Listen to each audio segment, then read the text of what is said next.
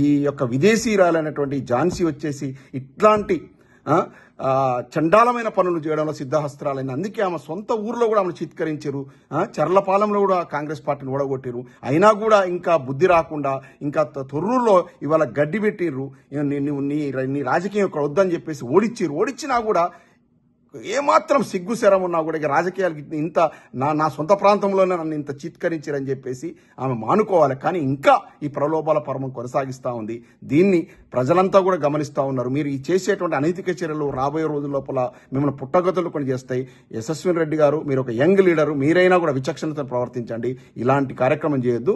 మీరు గెలిచారు, మీరు ఎమ్మెల్యేగా ఉన్నారు, మీరు 5 సంవత్సరాలు ఉంటారు, మిమ్మల్ని ఎవరు కూడా ఇబ్బంది పెట్టే పరిస్థితి లేదు. ఇలా తొర్రూరులో మున్సిపాలిటీ బీఆర్ఎస్ పార్టీ అత్యధిక స్థానాలు గెలుచుకుంది. ప్రజాభిప్రాయాన్ని గౌరవించి మీరు ఆ ఫెసిలిటేట్ చేయండి. అంతే తప్ప ఇట్లాంటి అనైతిక చర్యలకు పాల్పడద్దు, చరిత్రహీనురాలుగా మిగిలిపోవద్దని నేను పాలకుర్తి ఎమ్మెల్యే కూడా విన్నవించుకుంటున్నా.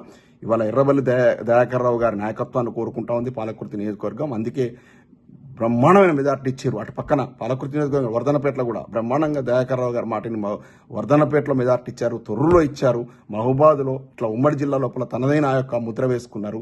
దయన్న నాయకత్వం లోపల ఇవాళ ప్రెస్ మీట్ పెట్టి తొర్రూరులో గెలిచిన కౌన్సిలర్లంతా కూడా ముక్త కంఠంతో మేము ప్రాణం ఉన్నంత వరకు బీఆర్ఎస్ పార్టీలో ఉంటాం, మేము మారమని చెప్పారు. ఇది మంచి శుభపరిణామం. ఈ నైతిక విలువలు ఉండాలి, ఇట్లాగే కొనసాగాలి. కౌన్సిలర్లందరికీ కూడా పేరు నమస్కారాలు తెలియజేస్తున్నా. పట్టణ ప్రజలందరికీ కూడా శుభాకాంక్షలు. ఇవాళ మున్సిపల్ చైర్మన్ మనం కలుసుకోబోతున్నాం. జై తెలంగాణ, మీ తిరుపతి రెడ్డి.